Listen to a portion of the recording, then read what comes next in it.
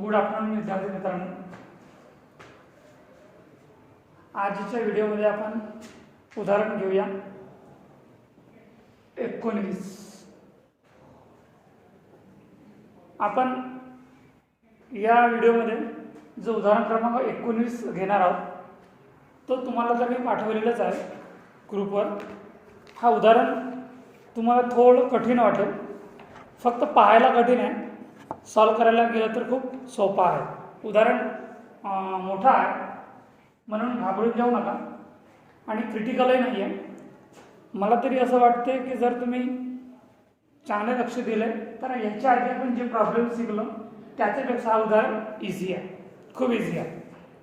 तर मी तुम्हाला उदाहरण पाठवलेलं आहे, तर बघा एकदा, मी वाचून सांगतो तुम्हाला एकदा उदाहरण, म्हणजे तुम्हाला लवकर समजेल।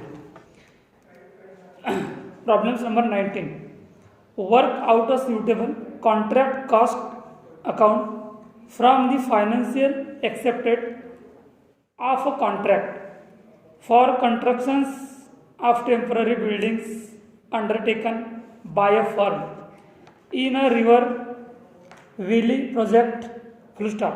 Your answer should be based on the following figures.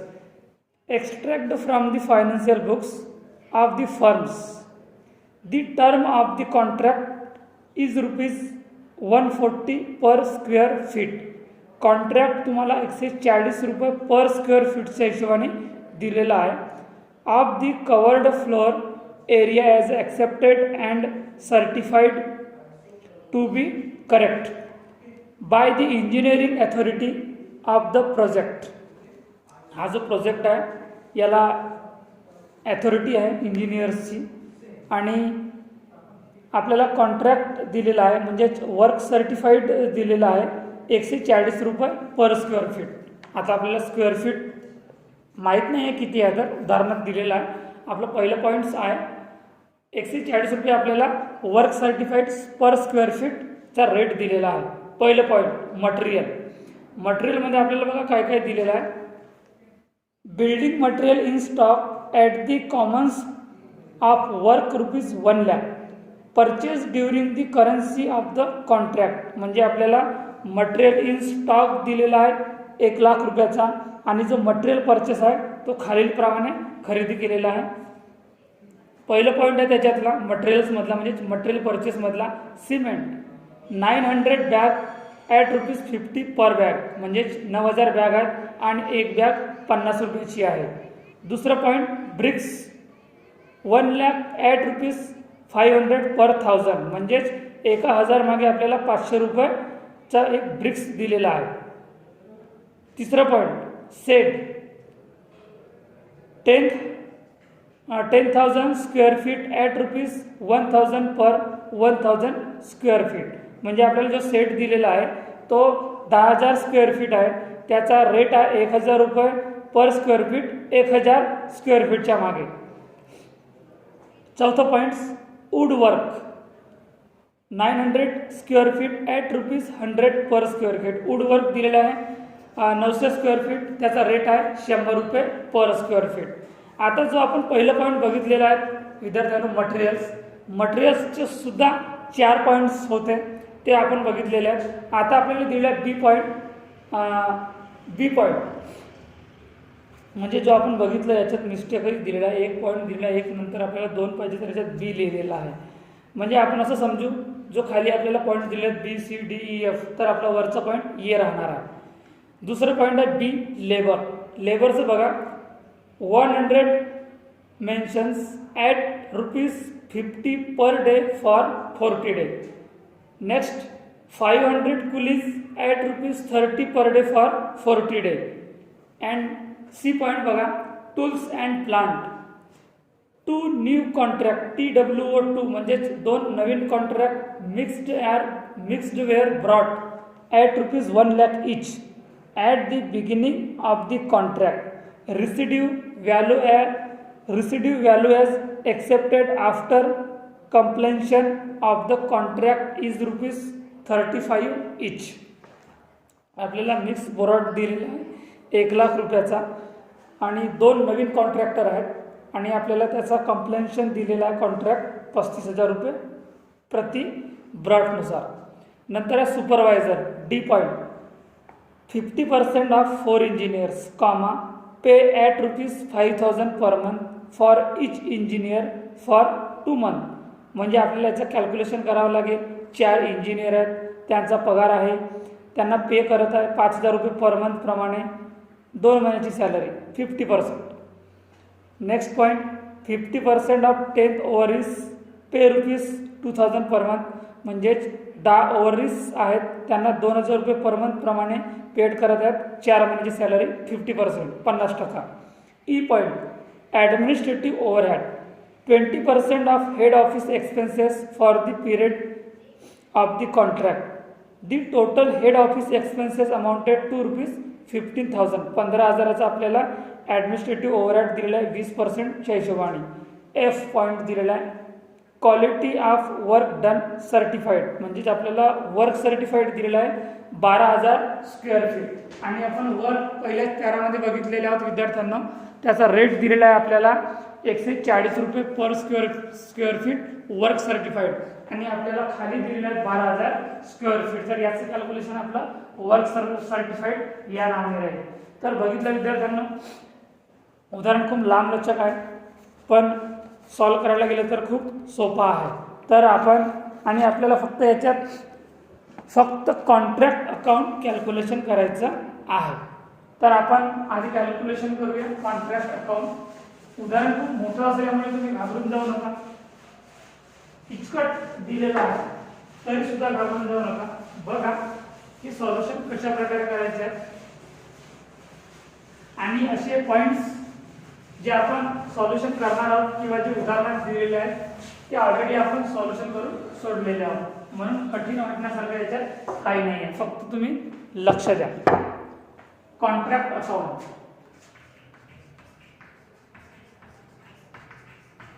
Contract account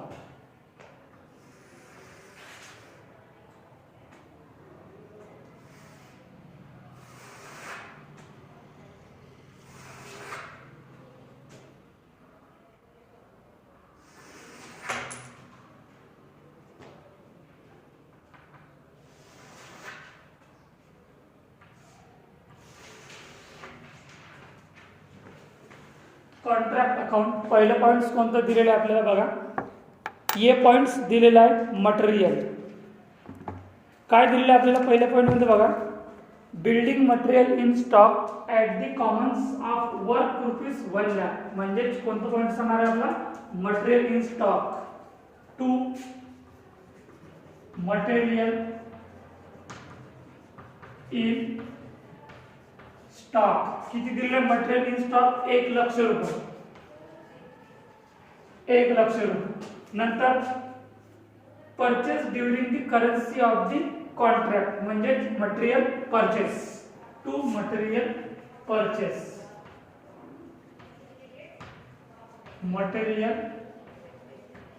material purchase या संदर्भात आपल्याला काय दिलेलं आहे.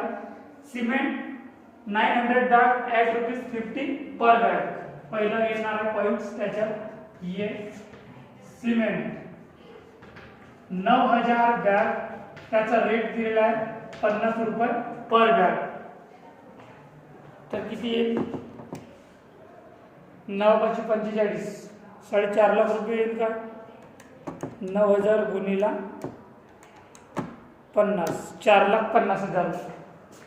4,50,000 4,50,000. नंतर ब्रिक्स 1 लाख ॲट ₹500 पर 1000.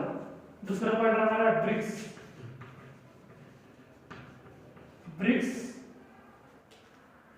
1,00,000 रुपये दिलेला आहे. 1,00,000 गुणिला 500 पर 1000 म्हटलेलं आहे. म्हणजे 1,000. त्याला आपल्याला भागीला करावं लागेल, त्याला डिवाइड करावं लागेल. 1,00,000 गुणिला 500 भागीला 1,000 50,000 रुपये. ब्रिक्स किती निघालेला आहे 50,000 रुपये. ब्रिक्स नंतर काय दिलेलं आहे, set, C point,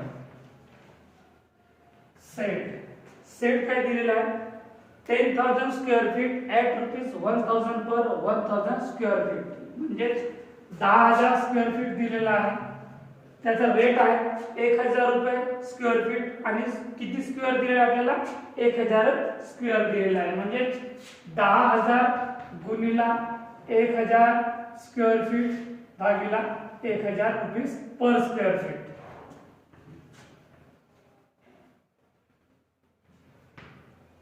square feet किती येणार आहे, 10,000 गुणिला 1,000 भागिला 1,000, त्याचं कॅल्क्युलेशन 10,000. नंतर वुडवर्क, डी पॉइंट, वुडवर्क दिलेला आहे 900 square feet at ₹100 per square feet, म्हणजे 900 गुणिला 100 रुपये रेट दिलेला आहे आपल्याला, म्हणजे किती होणार आहे, 90,000 रुपये. 90,000 रुपये झालं. इथपर्यंत समजलं. पहिला पॉईंट जो आपल्याला मटेरियल्सचा दिलेला आहे, त्या संदर्भात आपल्याला अजून इतर किरकोळ खर्च दिलेले आहेत, सिमेंट आहे, ब्रिक्स आहे, सेट आहे आणि वुडवर्क आहे, त्याचा आपल्याला रेट दिलेला आहे आणि तो आपण कॅल्क्युलेशन सुद्धा केलेले आहोत. तर आपल्याला अशा प्रकारे हा उदाहरण दिलेला आहे, जो दिसायला कठीण आहे पण सॉल्व्ह करायला गेला तर खूप सोपा आहे. नंतर त्याच्या खाली पॅरामध्ये दिलेला आहे, value of the balance of various material in hand after the completion of the work in ₹1,10,000. म्हणजे आपल्याला काय दिलेलं आहे, हा बॅलन्स ऑफ मटेरियल दिलेला आहे तुम्हाला, value of balance of various material, म्हणजे या बाजूला आहे क्रेडिट बाजूला by balance of material, balance of material किती दिलेला आहे, 1,10,000, 1,10,000. नंतर बी पॉइंट दिलेला लेबर, जसं आपल्याला मटेरियलचं कॅल्क्युलेशन करायचं होतं, मटेरियल परचेस मटेरियल जे किरकोळ खर्च दिले होते, त्याच्याच प्रमाणे आपल्याला लेबरच्या मागे थोडे किरकोळ खर्च दिले आहेत, ते सुद्धा आपल्याला कॅल्क्युलेशन करावं लागतील. टू लेबर बघा, लेबर मध्ये काय दिले, 100 mention at ₹50 per day for 40 days, म्हणजे मेन्शन 100 रुपये दिलेले आहेत, 100 मेन्शन दिलेले आहेत, 50 पर डे आणि 50 40 दिवसासाठी, म्हणजे गुणिला 50 आणि गुणिला 40, 100 मेन्शन दिलेले आहेत आपल्याला. पर डे त्याचा आहे 50 रुपये रेट आहे आणि फक्त 40 दिवसासाठी त्याला आपण रेट देतो आहे. ठीक आहे, 50 रुपये प्रमाणे आपण त्यांना 40 रुपयाचा आपण त्यांना भत्ता देतो आहे. तर कॅल्क्युलेशन 100 गुणिला 50 गुणिला 40, 2,00,000 रुपये, 2,00,000. नंतर कुलीस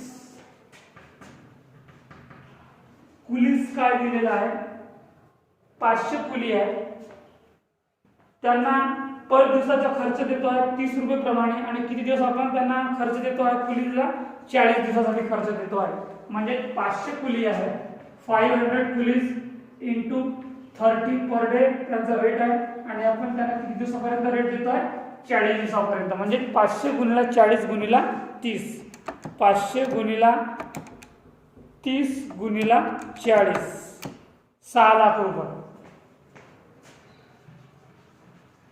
6,00,000 रुपये. नंतर सी पॉइंट आहे, टूल्स अँड प्लांट,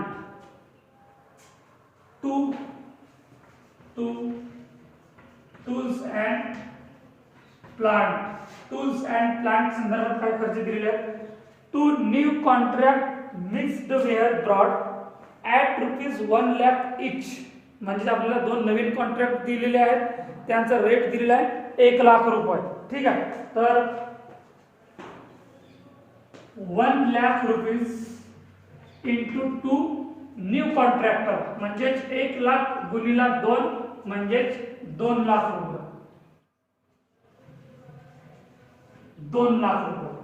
त्याच्याच मध्ये दिलेलं आहे आपल्याला residue value as a assets after completion of the contract is ₹35 each. Residue value तो या बाजूला एक, किंवा जो रेसिड्यू व्हॅल्यू आहे, जो रेसिड्यू व्हॅल्यू आहे तो तुम्ही 2,00,000 मधून मायनस करून इथे लिहू शकता, किंवा त्याला क्रेडिट बाजूला वेगळं नाव देऊन त्याची वेगळी एंट्री करू शकता. दोन ऑप्शन आहेत, तुम्ही दोन पैकी कोणता एक ऑप्शन चूज करू शकता. जर आपण इथून मायनस केला तरी आन्सर तेवढीच येणार आहे, आणि नव्याने ज्याची एंट्री केला तर आन्सर आपली तेवढीच येणार आहे.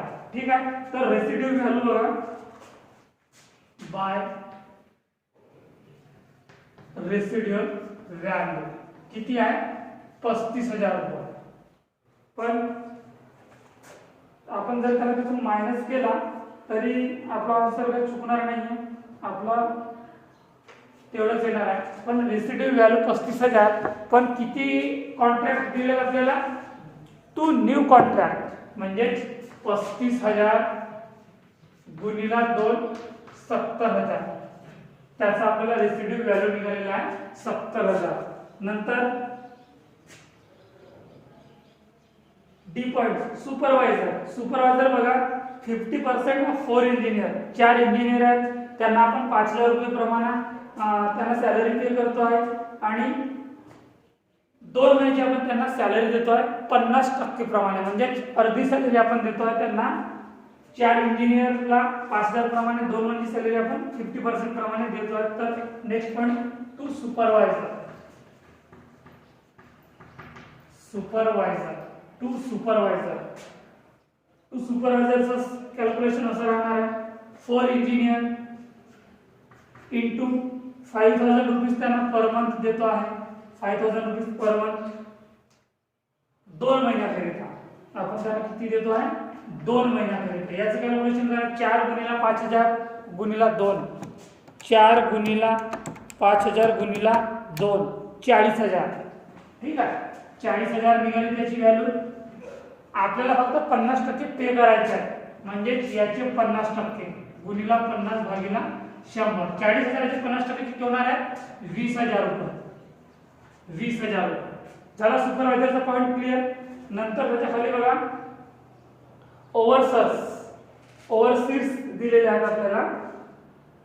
50% ऑफ 10 ओव्हरसीज पे रुपीज, म्हणजे सेम दिलेले आहेत. त्याच्यात इंजिनियर आहेत आणि याच्यात ओव्हरसीज आहेत, म्हणजे ओव्हरसीज OVERSEERS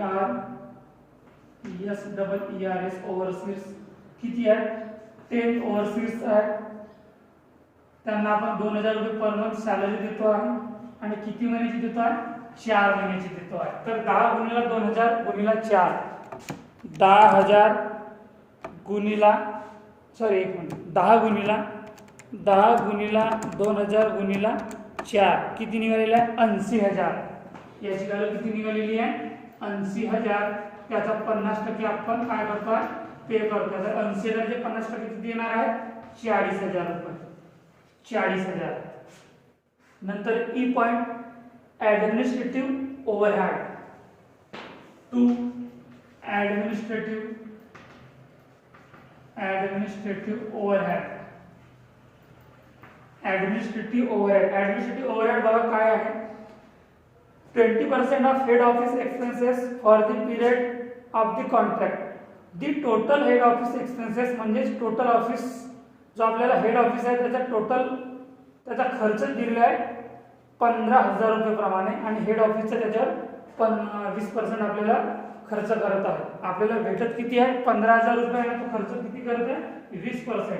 म्हणजे 15,000 गुणिला 20% भागिला 100. तर 15,000चे 20% किती होणार आहे? 3,000 रुपये. 3,000 रुपये फायनल टोटल 3,000 रुपये. नंतर last point, quantity of work done certified 12,000 square feet. म्हणजे हा वाला आपला कोणता पॉइंट राहणार आहे? Work certified by work certified. पहिल्याच काळामध्ये उदाहरणाच्या सुरुवातीला आपल्याला याचा रेट दिला 140 रुपये पर स्क्वेअर फीट. आणि 12,000 आपल्याला स्क्वेअर दिलेला आहे, तर 12,000 गुणिला 140 रुपये पर स्क्वेअर फीट किती निघेल? 12,000 गुणिला 140 पर स्क्वेअर फीट 16,80,000. 16,80,000. याच्या व्यतिरिक्त आपल्याला काही पॉईंट्स उरलेले आहेत का? सर्वात शेवटीचे पॉईंट सुद्धा कॅल्क्युलेशन झालेले आहेत, म्हणजे सर्वच पॉईंट्स आपले कॅल्क्युलेशन झालेले आहेत. आता याची करूया आपण बेरीज. आधी डेबिट बाजूची करूया बेरीज, नंतर क्रेडिट बाजूची बेरीज करूया. ठीक आहे.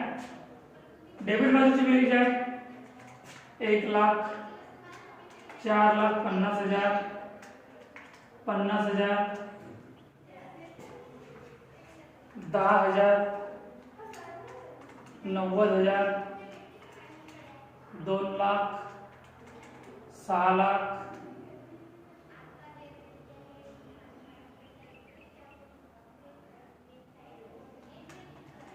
2,00,000, 20,000, 40,000 आणि 3,000. 17,63,000. डेबिट बाजूची टोटल आहे 17,63,000. क्रेडिट बाजूची किती टोटल आहे? 1,10,000, 70,000 आणि 16,80,000. 18,60,000. 18,60,000. तर जास्त टोटल क्रेडिट बाजूची आहे 18,60,000, म्हणजे फायनल टोटल किती राहणार आहे? 18,60,000. या बाजूची टोटल करून घ्यायची आहे 18,60,000. डेबिट बाजूची टोटल 17,63,000 आहे आणि क्रेडिट बाजूची टोटल 18,60,000 आहे. तर याचा आपल्याला प्रॉफिट काढावा लागेल, बॅलन्स काढावा लागेल. तर 18,60,000 मधून 17,63,000 मायनस करा. मायनस 17,63,000, 97,000. 97,000 हा काय राहणार आहे? Profit. Balance 97,000. To profit bracket मध्ये काय राहणार आहे? बॅलन्स. ब्रॅकेट मध्ये राहणार आहे बॅलन्स. तर उदाहरण क्रमांक 19 कठीण नाही आहे, फक्त लांब लचक दिलेलं आहे आपल्याला उदाहरण, पण खूप सोपा आहे. आपण सॉल्व्ह करायला गेलं तर खूप सोपा आहे. नंतर बघा विद्यार्थ्यांना, असंच एक उदाहरण आहे 20 क्रमांकाचा, तो तुम्हाला पाठवलेला आहे मी. तर हा तुमच्यासाठी मी होमवर्क देतो आहे. तुम्हाला हा सॉल्युशन करून मला ग्रुपवर त्याची कॉपी पाठवायची आहे, तरच मी समजेन की तुम्हाला उदाहरण समजलं. तुम्हाला सॉल्व करायचं आहे, चुकेल तरी चुकेल, पण मला ग्रुपवर पाठवा. उदाहरण क्रमांक 20 तुम्हाला मी होमवर्कसाठी देतो आहे, तुम्हाला सॉल्युशन करून देणार नाही. जर तुम्हाला कुठं अडचणी येत असतील तर सॉल्युशन करून देईन, कारण की तुम्हाला प्रिपेअर व्हायसाठी मी तुम्हाला हा 20 क्रमांकाचं उदाहरण होमवर्कसाठी देतो आहे. तर आपण आजच्या तासिकेमध्ये उदाहरण क्रमांक 19 शिकलेले आहोत आणि 20 क्रमांकाचं उदाहरण तुम्हाला तुमच्या ग्रुपवर पाठवलेलं आहे आणि तो उदाहरण तुम्हाला होमवर्कसाठी राहणार आहे. तर काही अडचण आली तर मी तुम्हाला सांगेनच, पण आधी तुम्ही तो उदाहरण क्रमांक 20 सॉल्युशन करा. जसं जमतं तसं सॉल्युशन करा, पण सॉल्युशन करा. बाकीचं जर चुकलं तर मी सांगेनच. आपण इथंच संपूया उदाहरण क्रमांक 19. धन्यवाद.